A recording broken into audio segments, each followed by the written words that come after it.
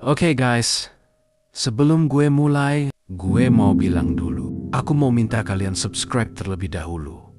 Karena ini ceritanya akan nyambung. Dan kalian akan rugi jika ketinggalan kisah ini. Dan ini bukan cerita ngarang, bukan juga hasil ngedit creepypasta. Ini beneran kejadian. Dan sampai sekarang, tiap gue melewati gedung itu, bulu kuduk gue masih berdiri. Jadi, kenalan dulu. Nama gue Raka, mahasiswa tingkat akhir. Kampus gue ada di Jakarta Timur. Tapi gue tidak mau sebut nama kampusnya.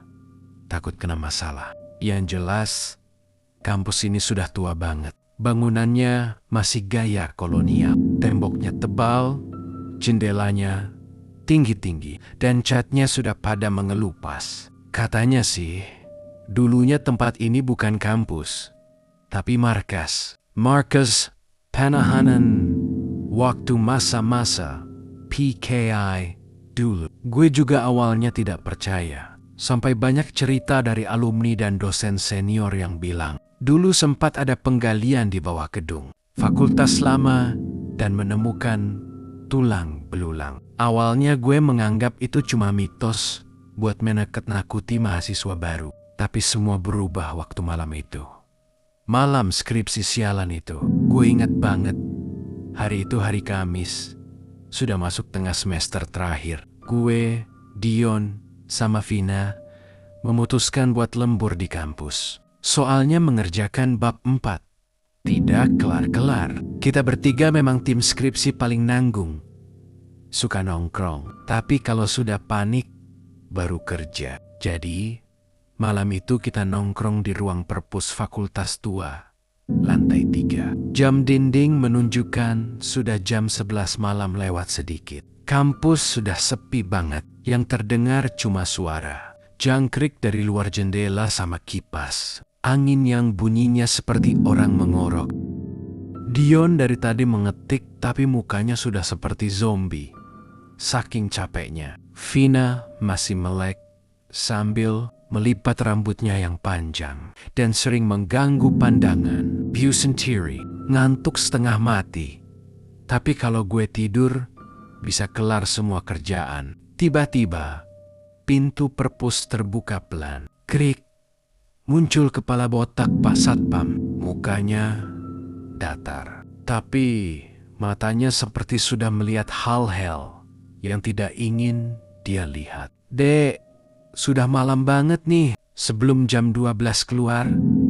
Ya, jangan lama-lama di sini, katanya. Dion langsung nyeletuk santai. Pak, kita mengerjakan skripsi doang. Kok? Tapi satpam itu malah menjawab pelan. Tahu, tapi jangan lewat jam 12. Sudah tahu? Kan? Cerita gedung ini? Habis ngomong begitu, dia langsung menutup pintu. Kita bertiga diam. Gue merasa seperti ada hawa aneh yang menempel di ruangan. Dion malah tertawa ngakak. Wah, mulai deh mitos-mitos kampus. Nih, kayaknya mau dapat bonus penampakan gratis nih kita. Gue menyentil dia. Bego, jangan ngomong sembarangan. Nih tempat memang agak seram. Tapi Dion memang anaknya jahil. Dia malah berdiri dan ngomong seperti pembawa acara YouTube horor. Selamat datang di ruangan X pembantaian PKI. Tempat di mana mahasiswa suka hilang. Vina cengengesan. Tapi gue lihat tangannya mulai gelisah. Memainkan pulpen terus. Sudah, mengetiknya dilanjutkan saja. Gue mau kelar bab hasil nih, kata Vina. Kita lanjut kerja. Walaupun perasaan sudah agak tidak enak. 15 menit kemudian, terdengar suara krak dari lantai bawah. Awalnya gue kira cuma kucing, tapi suaranya seperti kursi diseret. Dion langsung menengok ke bawah. Anjir, siapa tuh? Masih ada orang? Ya, gue jawab. Mana tahu gue, tadi pas satpam saja sudah keliling. Vina Neil tuh palingan kucing. Tapi dalam hati gue mikir, kucing mana yang kuat menyeret kursi berat di ruang kuliah bawah? Suara itu berhenti. Sunyi lagi. Gue balik fokus ke layar laptop. Baru beberapa detik, Gerikik lebih keras dari sebelumnya. Gue langsung menengok ke Dion. Dion diam, tapi matanya mengerem ke arah tangga. Ra, lu dengar juga kan? Iya, dengar. Gila nih, suara apaan sih? Vina berdiri. Sudah, sebentar. Ya, gue ke toilet dulu. Toilet? Sekarang? Sendiri? PUMG? Iya, sebentar doang kok. Katanya sambil membawa HP-nya buat senter.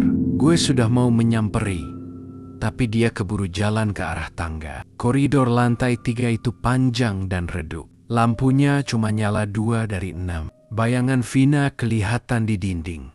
Tapi makin lama, makin hilang ke bawah tangga.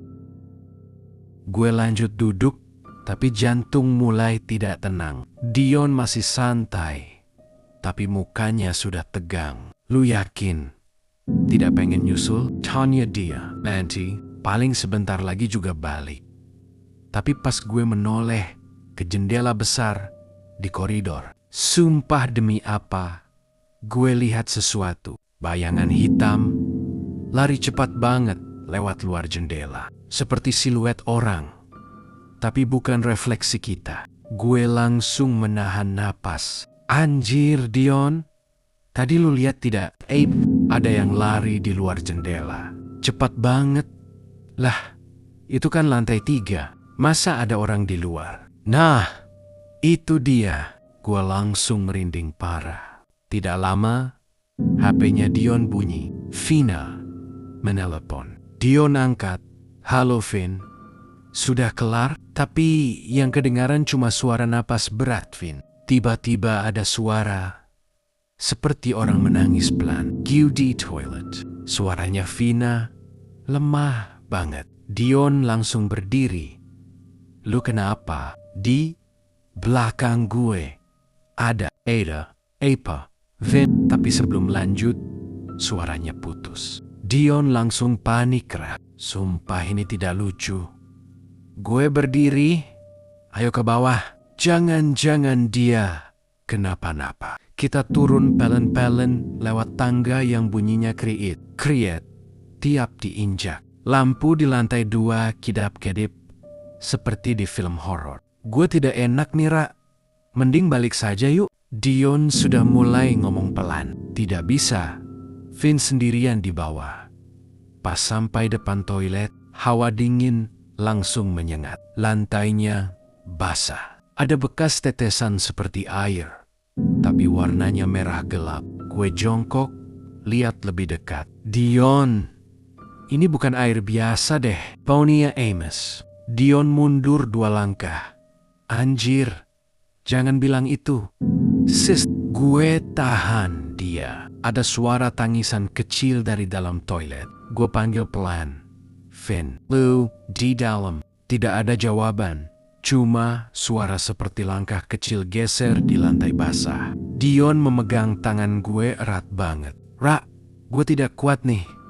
Gue dorong pelan pintu toilet yang setengah terbuka. Di dalam, lampunya cuma satu yang nyala redup banget. Di pojok ruangan, gue lihat Vina. Dia meringkuk, menutup muka pakai tangan. Vin, lo kenapa? Tapi begitu gue sentuh bahunya, dia langsung menjerit second keng-keng-kengnya sampai kuping gue seperti berdengung. Jeritan Vina itu, sumpah, bikin jantung gue hampir copot. Suaranya tinggi banget, seperti dari tenggorokan yang sudah kering banget. Dion langsung melompat mundur, menyenggol tempat sampah. Anjir Vin, lu ngapain sih? Tapi Vina tidak jawab. Matanya masih merem, rapat napasnya enjiosing gosen, seperti habis lari. Gua sempat mau marah, tapi pas gue lihat muka dia, gue langsung diam. Mukanya pucat banget, seperti darahnya disedot habis. Vin, lo kenapa? Gue goyang bahunya. Dia cuma berbisik pelan banget. Dia masih di belakang. Gue langsung menoleh ke belakang. Tidak ada siapa-siapa, cuma bayangan gue sama Dion yang goyang di dinding. tapi hawa ruangan berubah. Dinginnya seperti di freezer. "Saudara, keluar saja dulu," kata Dion. Suaranya gemetar. Gue gendong Vina keluar dari toilet. Pas kita keluar, pintu toilet pelan banget menutup sendiri, krik. Tut, gue langsung narik Dion. "Sudah, ke atas saja. Jangan di sini." Kita bawa Vina ke ruang perpus lagi. Taruh dia di kursi. Mukanya masih pucat, tapi matanya terbuka. "Lo kenapa?" Tadi gue tanya. Pelan. Vina lihat gue, tapi tatapannya kosong. Tadi ada yang nyanyi. "Nyanyi? Maksud lu siapa?" "Tidak tahu." Suaranya seperti orang tua. Nyanyinya seperti tembang Jawa. Gue sama Dion saling pandang. "Maksud lu seperti lagu Jawa gitu?" "Iya."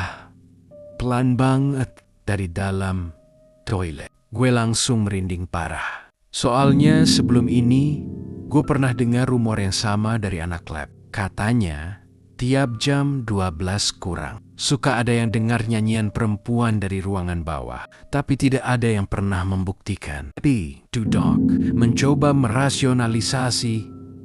Mungkin itu suara dari luar. Tapi dari mana coba? Sudah tengah malam, semua ruangan kosong. Dion berdiri. "Sudah, cabut saja.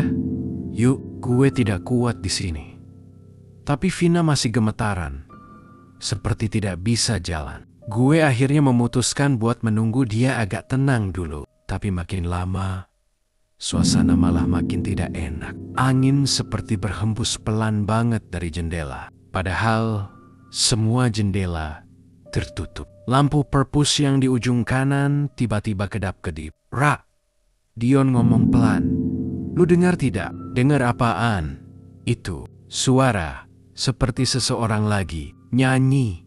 Pelan banget, tapi jelas. Nadanya seperti tembang Jawa. Tapi suaranya serak banget, seperti orang dari zaman dulu." Gue langsung berdiri. "Anjir, jangan bercanda. Ya, ini beneran." Dion tidak jawab, cuma menutup mulut sambil melirik ke arah tangga. Suaranya makin jelas. "La Ilaha Illallah," seperti nyanyian ritual. Tapi nadanya tidak normal. Gue merasa kepala gue berat banget, seperti ditekan. "Dion, ini suara dari mana?" "Kayaknya dari bawah, Ra." Gua tidak mau tahu lagi. "Sudah, kita keluar sekarang." Tapi pas gue buka pintu perpus, pintunya tidak bisa terbuka. Gagangnya seperti macet. "Anjir, kebuka dong." "Jangan bercanda." Gue tarik keras-keras. "Tidak bisa." Dion bantu narik juga. Tiba-tiba suara nyanyian berhenti. Hening. Total. Gue bisa dengar detak jantung gue sendiri. "Ra," Dion ngomong lirih. "Lu lihat tidak?" "Lihat apaan lagi sih?" "Itu di ujung lorong." Di ujung lorong kelihatan bayangan orang banyak berdiri. Seperti barisan orang. Tapi semuanya diam. Tidak ada warna di wajahnya. Cuma gelap. Tapi bentuknya seperti manusia lusuh. Rambut awut-awutan. Bajunya sobek-sobek. Gue langsung kaku. Vina menangis pelan. Itu mereka. Dion mulai gemetaran. Rak. Gue tidak bisa gerak. Gue menengok. Dan sumpah, muka Dion sudah aneh. Matanya melotot, tapi pandangannya kosong. Bibirnya komat-kamit. Tapi bukan bahasa yang gue mengerti. "Dion," gue panggil. Dia tidak jawab. Badannya tiba-tiba kaku, terus jatuh ke lantai. "Dion," tapi pas gue dekati, dia tiba-tiba bangun lagi dengan ekspresi datar banget. "Siapa kalian? Berani masuk wilayah kami?" Suaranya berat banget. Bukan suara dia. Gue langsung mundur 2 langkah. "Lu apaan sih, Dion? Bercanda mulu." Tapi dalam hati, gue sudah yakin itu bukan Dion. Vina menjerit lagi. "Raka, dia kerasukan." Gue panik total. "Woi, Sadar lu, Dion. Astagfirullah. Tapi Dion malah berdiri. Tangannya menunjuk ke arah tembok yang catnya sudah mengelupas parah. Di sini, darah kami dikubur di balik dinding ini. Suaranya ngebas banget. Seperti suara orang tua. Gue sudah tidak kuat. Tangan gue gemetar. Finn, kita keluar sekarang. Gue sudah tarik dia ke arah pintu lagi. Tapi pintunya malah terbuka sendiri, krik. Gue lihat dari tangga, ada cahaya lampu senter paksa pump deck. Deck Raka, kalian di atas. Ya, gue langsung teriak. Pak, tolong, teman saya. Satpam itu langsung lari naik. Mukanya panik banget. Begitu lihat Dion, dia langsung baka-baka. Dewa sampai pegang kepala Dion. Dion teriak kencang banget sampai suara nyanyian tadi kedengaran lagi dari bawah. Tapi kali ini nyanyiannya makin keras seperti banyak suara ikut bareng. Dan di saat yang sama, dinding yang Dion tunjuk tadi retak sedikit. Keluar hawa dingin seperti angin dari dalam bumi. Retakannya makin lebar, bro. Suara krek-krek dari dinding kedengaran jelas banget. Dari celah itu keluar hawa dingin parah seperti AC 10 PK. Disembur langsung ke muka. Vina langsung mundur. Itu apaan sih? Gue tidak bisa jawab. Gue cuma mengawasi retakan itu sambil menahan napas. Di antara debu dan serpihan cat yang jatuh, ada bau aneh. Bau amis. Seperti darah, tapi basi. Dion masih berdiri kaku. Matanya kebalik putih semua. Satpam sudah membacakan ayat terus-menerus, tapi suaranya tenggelam sama suara nyanyian yang makin keras. Sekarang bukan cuma satu suara, Bonyak Banget. Seperti ratusan orang nyanyi bareng dengan nada tidak sinkron. Nadanya naik turun seperti tangisan. Pak, ini apaan sih? Gue sudah teriak. Satpam tidak jawab. Cuma makin kencang bacain doa. Retakannya pecah makin besar. Sebagian temboknya ambruk. Debu tebal langsung menyelimuti ruangan. Gue batuk parah. Tapi masih bisa melihat. Samar sesuatu. Di balik tembok itu gelap.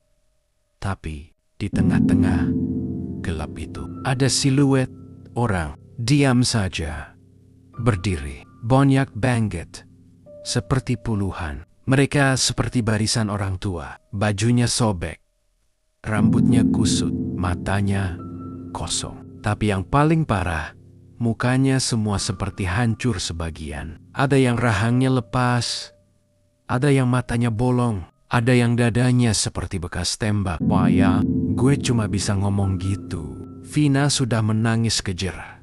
Membekap mulutnya sendiri. Dion tiba-tiba menjerit keras banget. Mereka marah. Suaranya seperti bukan suara manusia lagi. Berat banget dan menggema. Satpam langsung dorong gue. Dek, bawa teman cewek kamu keluar. Tapi si Dion, pak, saya urus. Cepat keluar. Gue tarik tangan Vina sekuat tenaga. Tapi pas lewat dekat Dion, dia tiba-tiba menoleh ke arah gue. Matanya sudah merah. Ra, apaan? Jangan lihat ke dalam. Kenapa? Tapi Dion sudah jatuh lagi ke lantai. Kejang-kejang, suara nyanyian makin keras. Dan sekarang, ada seperti suara orang teriak di antara lagu itu. Gue narik Vina. Kita kabur ke tangga. Lampu-lampu di lorong satu-satu pada mati. Setiap langkah kita seperti ada yang mengikuti dari belakang. Suaranya langkah kaki pelan. Tah, tak. Gue sudah tidak berani menoleh lagi. Ra, cepat, cepat. Vina sudah menangis sambil lari. Begitu sampai di lantai 2, suara itu berhenti. Tapi sekarang, hawa di situ malah lebih dingin. Gue menoleh sedikit ke belakang dan gue menyesal banget. Di tangga atas ada sosok perempuan berdiri. Rambutnya panjang banget. Bajunya lusuh dan matanya kosong. seperti boneka rusak. Mukanya pucat, tapi bagian pipinya seperti luka sobek panjang. Dia mengeluarkan suara seperti bisikan, "Pergi." Gue langsung narik Vina lagi. Kita sampai ke lantai dasar, tapi gerbangnya tertutup rapat. Gemboknya masih nyantol. Padahal tadi jam 11 lewat, masih terbuka. Gue goyang-goyang pintu. Pak, Bukain Pak. Tidak ada jawaban. Tiba-tiba dari arah tangga, ada suara langkah kaki berat banget. Doug. Vina sudah histeris. "Rak, itu siapa?" Gue menoleh sedikit. Dan sumpah, gue pengen pura-pura pingsan saja biar tidak lihat. Sosok itu tinggi banget. Bayangannya menutup setengah lorong. Tangannya seperti bekas luka bakar. Bajunya sobek seperti seragam tentara zaman dulu. Dia jalan pelan tapi berat, seperti menyeret kaki. Gue dorong pintu sekuat tenaga, tapi tetap tidak terbuka. "Tolong, siapa saja?" Gue teriak sekencang-kencangnya. Sosok itu makin dekat. Kepalanya agak miring, matanya hitam pekat. Pas dia sudah tinggal beberapa meter, tiba-tiba suara keras kedengaran dari atas. "Allahu Akbar." Itu suara satpam. Gue menoleh. Lihat dia lari turun sambil bawa kunci besar. Dia buka gemboknya buru-buru. "Cepat keluar."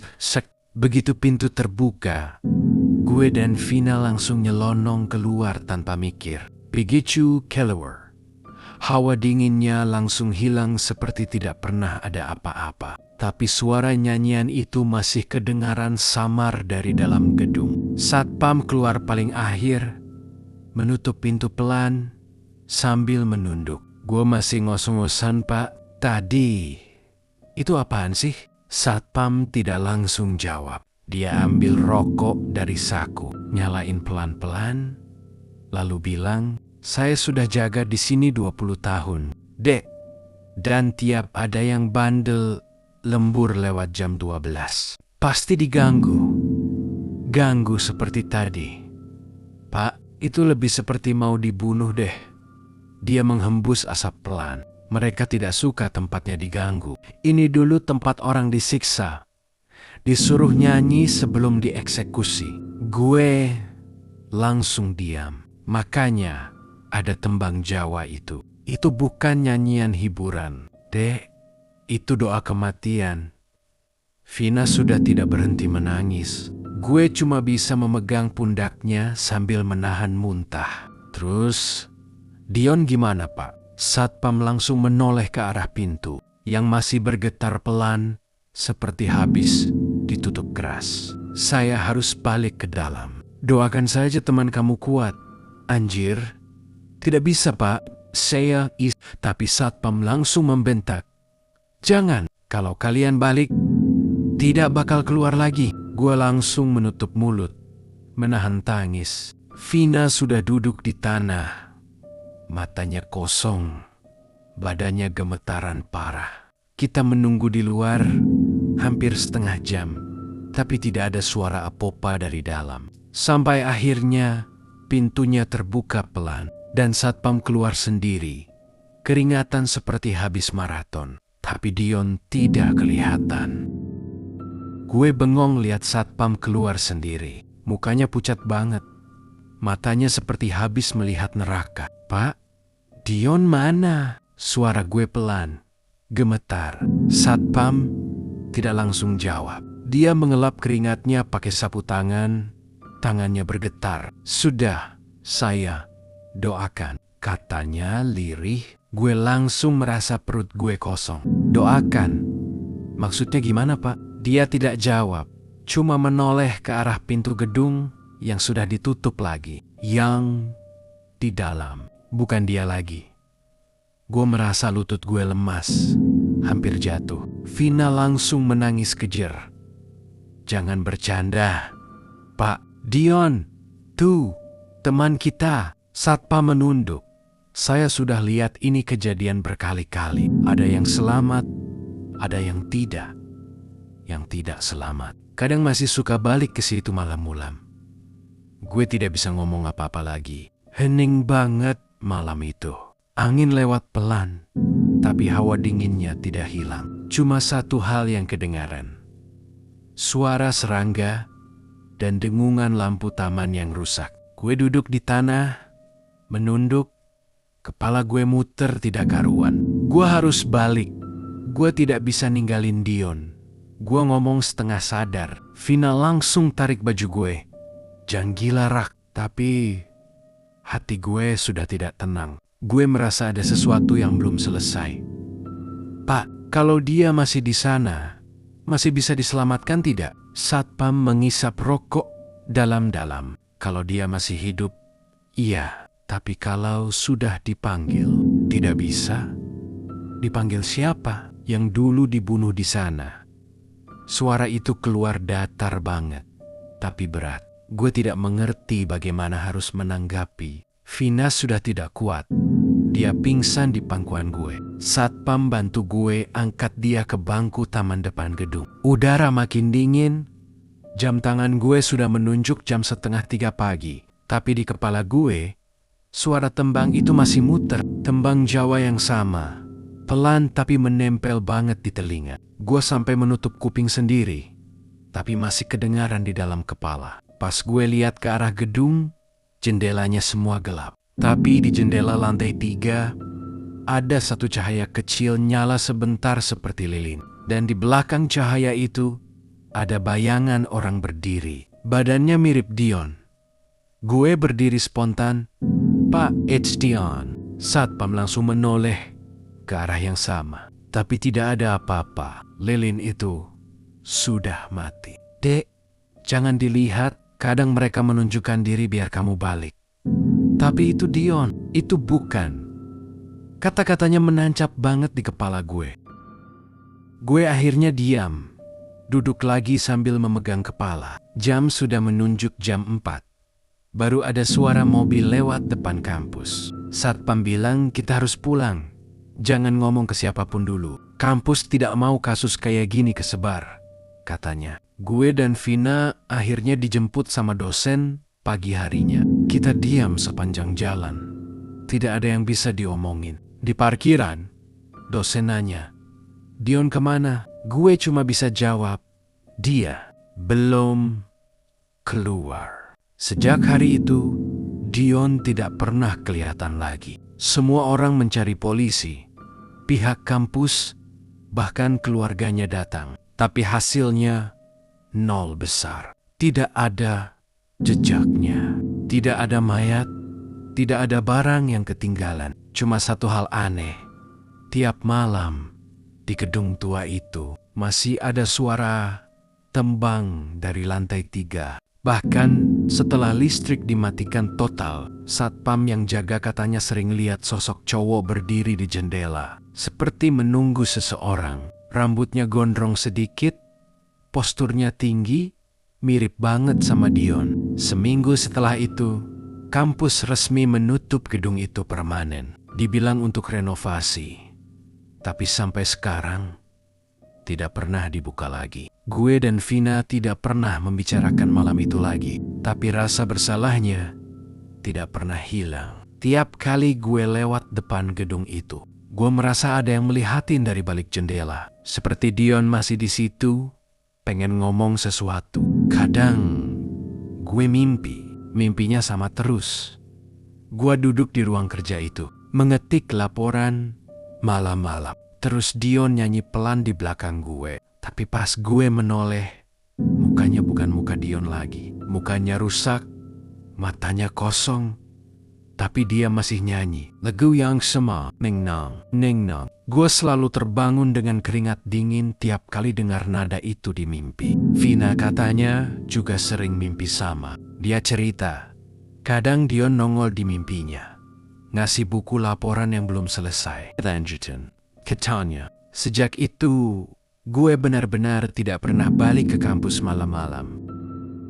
Bahkan siang pun gue masih merasa hawanya tidak enak. Tapi ada hal yang paling bikin gue merinding sampai sekarang. 2 tahun setelah kejadian itu, kampus akhirnya buka pendaftaran lagi. Dan gedung itu dibuka sementara buat acara lomba. Gue sudah lulus waktu itu, tapi gue datang karena nostalgia. Pas gue lewat depan gedung tua itu, jendelanya terbuka sedikit, dan dari dalam pelan-pelan terdengar suara tembang itu lagi. Gue diam di tempat. Suara itu lembut, tapi nadanya aneh seperti direkam dari jauh. Gue ambil ponsel, rekam sebentar. Tapi pas gue dengar ulang, bukan lagu yang kedengaran, cuma satu kalimat. Rak, lo janji balik. Suara Dion. Gue langsung matikan ponsel, lari keluar area kampus, dan sejak hari itu gue sumpah tidak mau datang lagi. Tapi kadang, tengah malam, waktu gue kerja lembur di kos baru, gue merasa seperti ada yang nyanyi pelan di luar jendela. Nadanya masih sama. Meng nong, meng nong. Dan setiap kali lagu itu kedengaran, gue tahu sesuatu dari masa lalu gue belum selesai. Gue tidak tahu itu Dion atau sesuatu yang lebih tua dari dia. Tapi satu hal yang pasti, ada tempat yang tidak seharusnya disentuh, apalagi dibangunkan. Dan kampus itu sudah lama banget minta untuk dibiarkan tidur. Sudah bertahan-tahan lewat sejak kejadian itu, bro. Gue sudah kerja, pindah kota, dan berusaha lupakan semuanya. Tapi tiap kali ada yang ngomongin kampus X, gue langsung merasa seperti ditarik balik ke masa itu. Apalagi waktu ada berita di timeline, katanya gedung tua di kampus gue mau dijadikan studio podcast baru. Gue beneran bengong lihat postingan itu. Anjir, mereka buka lagi tuh tempat. Gue ngomong sendiri. Gue scroll ke kolom komentar. Banyak yang excited. Katanya tempatnya keren buat konten seram-seraman. Tapi di antara komentar itu, ada satu akun anonim nulis, "Jangan direkam malam-malam, nanti ikut suaranya." Gue tidak tahu siapa yang nulis, tapi bulu kuduk gue langsung berdiri. 2 minggu kemudian, gue lihat di TikTok, ada video viral dari salah satu kreator kampus. Mereka syuting di gedung itu jam 9 malam. Katanya mau bikin konten horror challenge. Awalnya biasa saja, mereka cuma jalan-jalan sambil ketawa-tawa. Tapi di menit keempat videonya, gue dengar sesuatu. Di background, summer banget. Ada suara nyanyi, pelan. Seperti orang lagi nembang, Jawa. Gue langsung merinding. Itu lagu yang sama. Ning nong, ning nong. Gue pause. Video, playback, plan, dan benar suara itu muncul sebelum semua lampu di video mati. Setelah itu, videonya langsung gelap total. Suara orang lari, cewek teriak, terus mati. Di captionnya, kreatornya cuma nulis, "Habis kejadian ini, kita semua pindah kos. Ada yang tidak bisa tidur sampai sekarang." Gue scroll ke kolom komentar. Orang-orang pada bercanda. Efek soundnya keren banget. Tapi gue tahu itu bukan efek. Gue pernah dengar suara itu langsung, bro. Dan waktu gue replay lagi, gue sadar ada satu hal lain. Di detik ke-10, sebelum video gelap, di pojokan frame, ada bayangan cowok berdiri menunduk. Bajunya putih kusam, seperti seragam kampus lama. Tapi mukanya tidak jelas, cuma kelihatan seperti bekas luka di pipi. Gue langsung ingat Dion, posenya sama banget. Seperti pas dia terakhir gue lihat di lorong waktu itu. Gue sudah mau tutup aplikasi, tapi tidak sengaja kepencet profil si kreator. Dan pas gue buka video barunya, isinya cuma satu. Angle-nya sama, tapi dia sendirian, cuma ngomong, "Kalau lo dengar lagu itu, jangan dibalas." Gue tidak bisa tidur seminggu setelah lihat itu. Tiap kali gue mau merem, gue dengar suara langkah kaki di koridor kos gue. Pelan banget, tapi pasti. Gue coba nyalain HP buat ngecek, tapi pas kamera nyala, kosong. Cuma di rekamannya, gue dengar suara napas. Dekat banget sama mic. Gue replay 3 kali buat yakin itu bukan halu. Dan di akhir rekaman, ada suara pelan seperti bisikan. Rak, gue langsung hapus videonya. Tidak pakai mikir. Tapi besoknya, teman gue yang masih kuliah di kampus itu chat gue. Bro, lo pernah dengar nama Dion tidak? Gue diam. Kenapa lo nanya gitu? Soalnya kemarin ada mahasiswa baru hilang di gedung tua. Temannya bilang dia nyari orang namanya Dion. Gue langsung dingin seperti es. Mayari Dion. Iya, katanya dia dengar suara cowok dari dalam ruangan yang manggil-manggil nama itu. Gue tidak bisa lanjutkan baca chatnya. HP gue taruh. Tangan gue sudah gemetaran. Setelah itu, gue memutuskan buat menghubungi Satpam lama kampus Pak Jaya.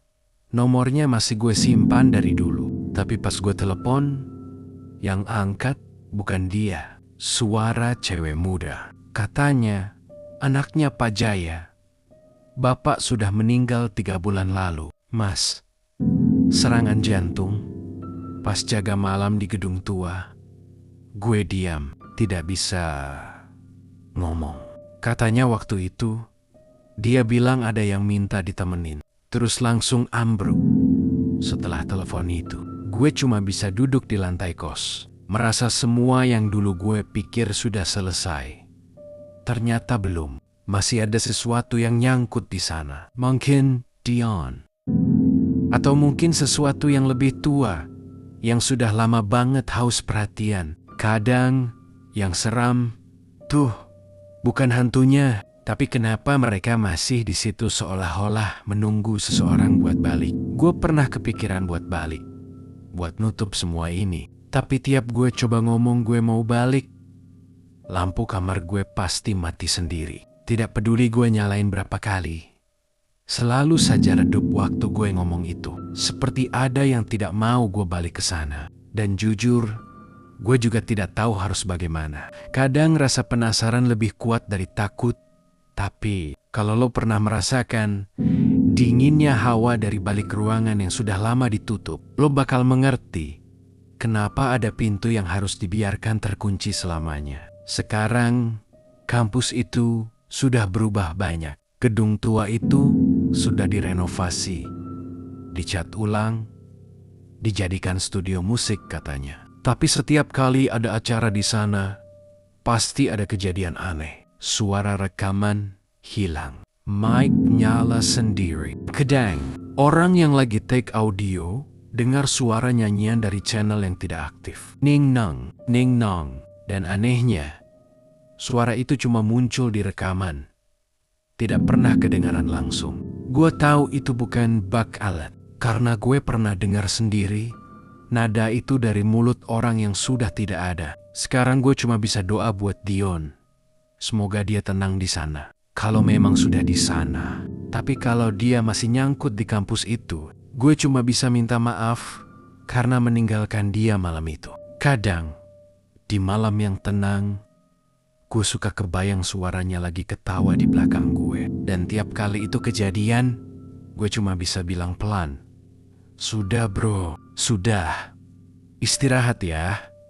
Tapi entah kenapa, tiap kali gue ngomong gitu, angin di kamar gue selalu berhenti sebentar. Seolah ada yang mendengarkan. Dan mungkin dia memang masih di situ menunggu kata selesai. Dari gue yang tidak pernah gue beraniin buat ucapkan.